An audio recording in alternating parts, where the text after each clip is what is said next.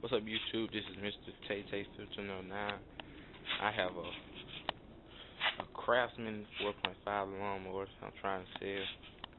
It's in pretty good shape. Only thing that's wrong with it is it needs a new spark plug. Everything else is good.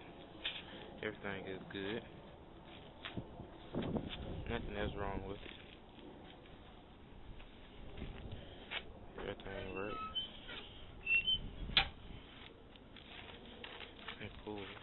So you can sell it.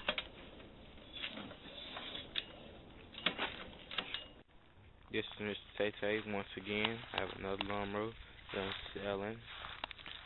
It's a MTD 5 horsepower. Nothing's wrong with this one. Everything's good. Filter clean. Everything's good. Just don't have gas right now. Let's see if I can try to start it up, but it doesn't have any gas. Nothing's wrong with it. Wait 1 moment. Yeah. Nothing's wrong with it. Press the button.